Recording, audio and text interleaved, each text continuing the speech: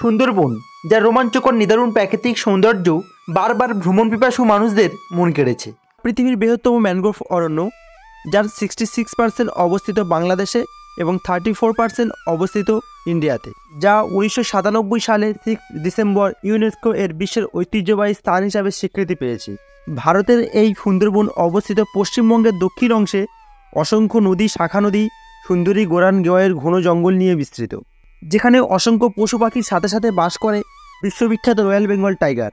আজ আমরা 40 জন একসাথে বেরিয়েছি সুন্দরবনের সৌন্দর্য অন্বেষণে। আমাদের 2 রাত 3 দিনের ট্যুরের দারুণ সব খাওয়া দাওয়ার সাথে সাথে রহস্যময়ী সুন্দরবন ভ্রমণের নানান তথ্য আমরা উপস্থাপনা করব। তাই আপনি যদি সুন্দরবন ভ্রমণ করবেন ভাবছেন, তাহলে ভিডিওটি অবশ্যই শেষ পর্যন্ত দেখবেন। তাহলে চলুন আজ আমাদের সাথে ঘুরুন রয়্যাল বেঙ্গল টাইগারের বাসস্থান, পৃথিবীর বৃহত্তম ম্যানগ্রোভ অরণ্য সুন্দরবন। প্রথমেই আলোচনা করি আপনারা সুন্দরবনে কিভাবে আসবেন। সুন্দরবনে আসার জন্য বিভিন্ন রুট রয়েছে। পপুলার রুটগুলির মধ্যে একটি হলো জয়নগর কৈখালি হয়ে। শিয়ালদার দক্ষিণ শাখা থেকে নামখানা অথবা লক্ষ্মীকান্তপুরগামী যে কোনো ট্রেনে উঠে পড়বেন। প্রায় 1 ঘন্টা 15-20 মিনিট পরে নেমে পড়বেন জয়নগর মজিলপুর রেলওয়ে স্টেশন। জয়নগর থেকে কৈখালির দূরত্ব প্রায় 30 কিলোমিটার। জয়নগর থেকে চলে আসবেন জামতলা। আমরা এখন জামতলা হাট পার হচ্ছি। তারপর জামতলা থেকে চলে আসবেন কৈখালি। সুপ্রভাত বন্ধুরা, ওয়েলকাম টু সুন্দরবন। আমি এখন দাঁড়িয়ে আছি সুন্দরবনের কৈখালি। পিছনে দেখতে পাচ্ছেন পৃথিবীর সবথেকে বড় ম্যানগ্রোভ অরণ্য আর মাতলা নদী।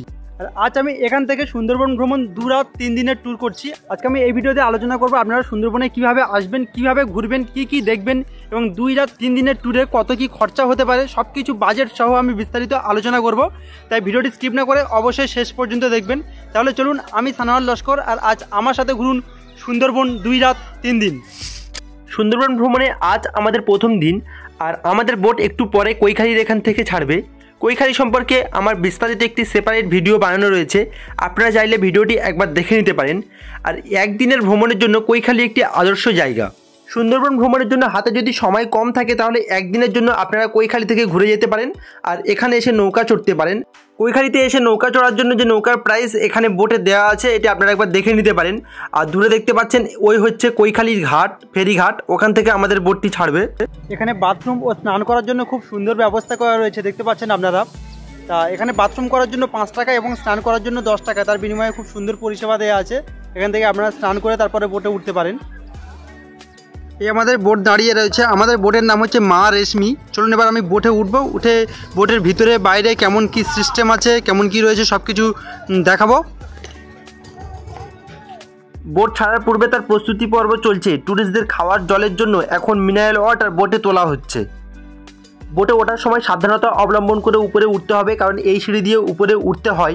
যদিও নতুন মানুষদের জন্য এগুলো খুব ভয় পাওয়ার কোনো কারণ নেই। বোটের ছেলেরা যথাসাধ্য হেল্প করবে উপরে ওঠার জন্য।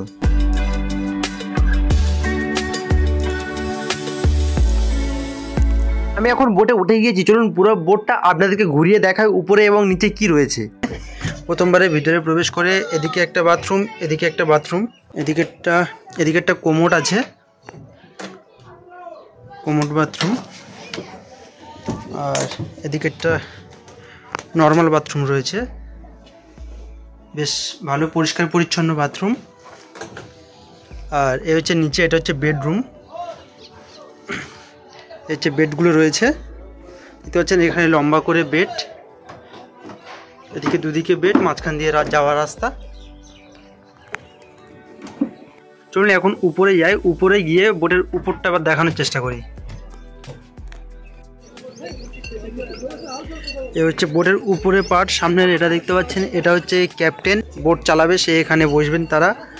আর এদিকটা হচ্ছে ডাইনিং প্লেস বলতে পারেন, এখানে খাওয়া দাওয়া, এখান থেকে সুন্দরবনের ভিউ দেখতে দেখতে এগিয়ে যাওয়া, এই জায়গাটা বসার জন্য এবং বসে দেখতে দেখতে যাওয়ার জন্য।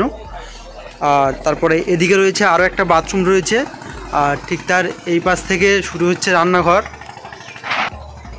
এখানে রান্নাবান্না হবে।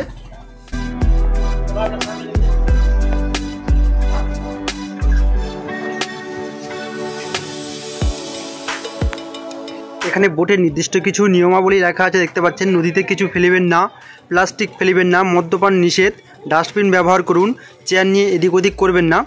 বেসিক কিছু নিয়ম আছে, এগুলো পালন করতে হবে। আর নদীতে তো প্লাস্টিক একদম নিষেধ রয়েছে, এগুলো মেনটেন করার চেষ্টা করবেন আপনারা যারা আসবেন। আমি এখনও পর্যন্ত বোটটি সম্পূর্ণ ঘুরিয়ে আপনাদেরকে দেখালাম।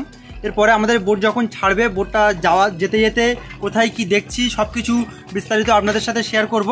আর আজকে সুন্দরবন ভ্রমণের আমাদের কি কি খাওয়া দাওয়া থাকছে এবং আমরা কোন কোন স্পটে নামছি, কোন কোন স্পটে ঘুরছি, সব কিছু ডিটেলসে দেখানোর চেষ্টা করব। চেয়ারগুলো পাতা হয়ে গিয়েছে, এখানে বসে খাওয়া দাওয়া হবে এবং যখন এর উপরে বসে চেয়ারে বসে বসে সুন্দরবনের অপরূপ প্রাকৃতিক সৌন্দর্য দেখতে দেখতে যাওয়া হবে। সুন্দরবন ভ্রমণকে দুই ভাগে ভাগ করা যেতে পারে, একটা হচ্ছে বেঙ্গল সাইড আর একটা হচ্ছে টাইগার সাইড। আমি 2-3 সপ্তাহ আগে অলরেডি একবার ঘুরে গিয়েছি, ওটা বিশেষ করে বেঙ্গল সাইডের দিকটা ঘুরেছিলাম। আর আজকে স্পেশালি টাইগার সাইডে ঘুরবো আমরা। আগের ভিডিওটাও 2 রাত 3 দিনের ছিল, আর আজকের ভিডিওটাও 2 রাত 3 দিনের। কোন কোন স্পটে যাচ্ছি, কি কি দেখছি এবং বাঘ দেখতে পাই কিনা সব কিছু ডিটেলসে আপনাদের সাথে শেয়ার করব, বাজেট সহ। তাহলে রোমাঞ্চকর সুন্দরবনে আপনাদের সবাইকে স্বাগত। আমাদের ট্যুরের সব ট্যুরস মেম্বাররা বোটের কাছাকাছি চলে এসেছেন এবং সবাই বোটে ওঠা শুরু করে দিলেন। আমরা আজকে প্রায় একসাথে 40 জনেরও বেশি ট্রাভেল করছি। ভিডিওটি খুব সুন্দর হতে চলেছে, তাই ভিডিওটি একদম স্কিপ না করে অবশ্যই শেষ পর্যন্ত দেখবেন। রান্না ও খাওয়া দাওয়ার নিত্য প্রয়োজনীয় জিনিসগুলো এখন বোটে তোলা হচ্ছে আমাদের।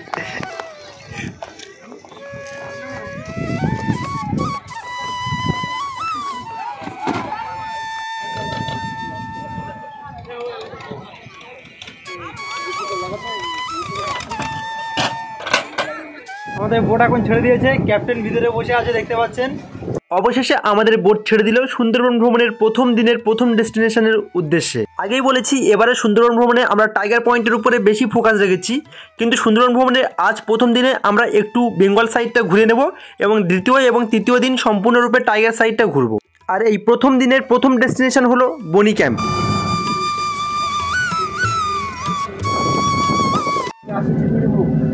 ওখান থেকে জঙ্গল শুরু, ওখান থেকে আস্তে আস্তে চলে যাচ্ছে।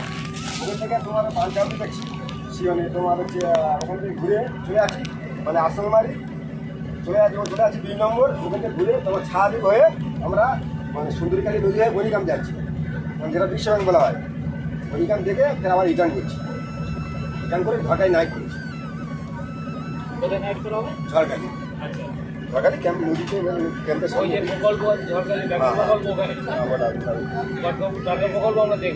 ওইটা তোমরা কালকে সকালে 8টার সময় দেখছো, দেখে তোমরা টাইগার ডুবে গিয়ে ক্যাম্প করছো, সুতরাখালি ক্যাম্প করছো। হ্যাঁ, তারপর সন্ধ্যাকালী চলে যাচ্ছো, গিয়ে পাখিরালা স্টে করছো। তারপর দিয়ে পাখিরালা থেকে তোমার হাইওয়েতে ঘুরতে ঘুরতে তোমার নিজের খালি নেমে আসছো। 4টে থেকে 4টা পর্যন্ত ডিউটি আছে, নেমে আমরা বাইক চলে যাবো। আমাদের গাইড আমাদেরকে বুঝিয়ে বলছিলেন যে আমরা কোন দিন কোথায় স্টে করব, কোথায় কোথায় ঘুরবো, কোন কোন স্পটে নামবো, আমরা সুন্দরবন যাতে পরিষ্কার পরিচ্ছন্ন রাখি, কোনো নোংরা আবর্জনা নদীতে না ফেলি, সেগুলো সম্পর্কে আমাদের সতর্কবার্তা দিচ্ছিলেন। তারপরে আমাদের গরম গরম ফ্রেঞ্চ ফ্রাই এবং চা চলে এলো। এর আগে আমাদের ছোলা আলু ভাজা এবং মুড়ি দিয়েছিলেন।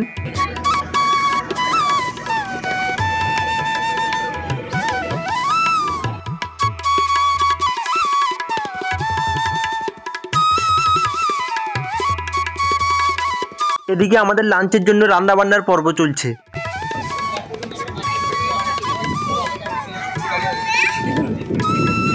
ওই দূরে একটা দ্বীপ দেখা যাচ্ছে, দেখতে পাচ্ছেন। ওই দ্বীপটির নাম হলো ছায়াদ্বীপ। এই চারিদিকে জল দ্বারা বিস্তৃত এবং মাঝখানে স্থল।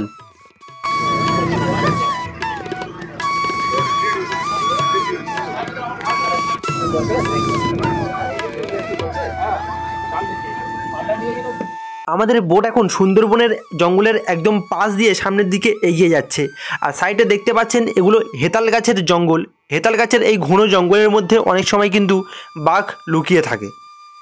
এখানে আমরা ছোট বড় বেশ কিছু বন্য শুয়োর দেখতে পেলাম। বড় আছে সেই ওইটা উপরে একটা ওই সামনে শুয়ে আছে বড় দেখো আর ওইগুলো বাচ্চা শুয়ে আছে।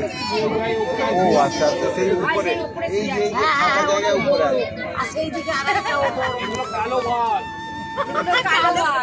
ভাই কুমির দেখতে পেয়েছো? তারা কোথায় গেল? কুমিরের এই দেখছি এই কুমির দেখবি তো।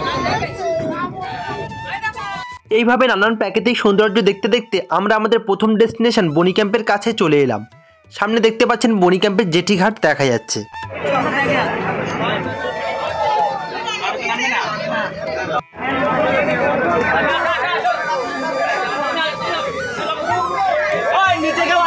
কাছে হাত দেওয়া দরকার প্রয়োজন নেই।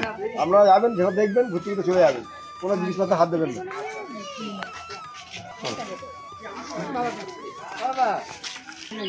ওয়াশটার আছে, ওয়াশটার উঠুন, দেখুন। আমরা এখন বনি ক্যাম্পের ভিতরে প্রবেশ করলাম। বনি ক্যাম্পের ভিতরটা খুব সুন্দরভাবে সাজানো গোছানো। আমি যখন 3 সপ্তাহ আগে এসেছিলাম তখন কিন্তু এই ফুলগুলি সব ফোটেনি, এখন সব ফুটে গিয়েছে, খুব সুন্দর লাগছে দেখতে পাচ্ছেন। বনি ক্যাম্পের ভিতরে এই সুবিশাল ওয়াচ টাওয়ারটি রয়েছে। এই ওয়াচ টাওয়ারের উপর দিয়ে বিস্তীর্ণ জঙ্গলটি দেখতে পাবেন আপনি। আমি এখন বনি ক্যাম্পের ওয়াচ টাওয়ারের উপরে উঠেছি, আর ওয়াচ টাওয়ারের উপর দিয়ে সুন্দরবনটি দেখতে এমন সুন্দর লাগছে, দেখুন চারিদিকে শুধু সবুজ আর সবুজ। বনি ক্যাম্পের কাছাকাছি ওই দূরে একটি মিষ্টি জলের পুকুর করা আছে দেখতে পাচ্ছেন। ওখানে অনেক সময় হরিণ অথবা বাঘেরা জল খেতে এলে দূর থেকে দেখা যায়। আমরা বনি ক্যাম্প থেকে বেরিয়েই লাঞ্চটি সেরে নিলাম। প্রথম দিনের লাঞ্চে আমাদের ছিল ডাল, আলু ভাজা, মাছ, চাটনি ও পাঁপড়। লাঞ্চের পরে মাছ তৈরি দিয়ে আমরা আবার ফিরে আসতে শুরু করলাম। এবারে সুন্দরবন ভ্রমণটি আমরা 2টি পর্বে ভাগ করেছি, আর এটি হলো প্রথম পর্ব। এই পর্বে আমরা ইন্ট্রোডাকশান, বেসিক কিছু ইনফরমেশান, কৈখালি এবং বনি ক্যাম্প ঘুরিয়ে দেখিয়েছি। পরবর্তী পর্বে আমরা টাইগার পয়েন্ট সম্পূর্ণ ঘুরিয়ে আপনাদেরকে দেখাবো। এক রোমাঞ্চকর অভিজ্ঞতা হতে চলেছে, তাই চ্যানেলটি সাবস্ক্রাইব করে এভাবে আমাদের সাথে থাকবেন এবং পরবর্তী পর্বে অবশ্যই চোখ রাখবেন। পরবর্তী পর্বে টাইগার পয়েন্ট ঘুরিয়ে দেখানোর সাথে সাথে সুন্দরবন ভ্রমণের বাজেট, ট্যুর প্ল্যান, হোটেল, থাকা, খাওয়া সব কিছু ডিটেলসে আলোচনা করব।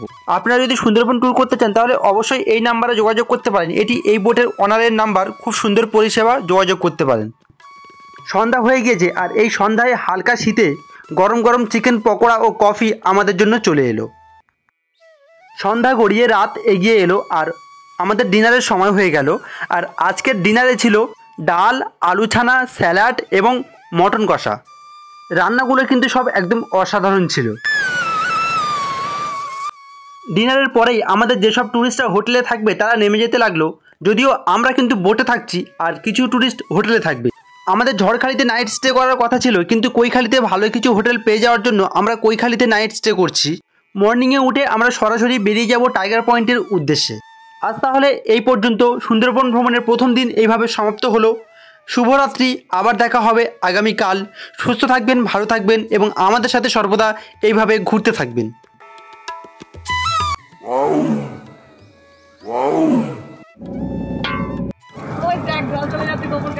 আমরা এখন খাঁচার ভিতরে, পশুরা এখন জঙ্গলের মধ্যে। তোর সঙ্গে খাওয়া চিংড়ি মাছ, ভেটকি মাছ।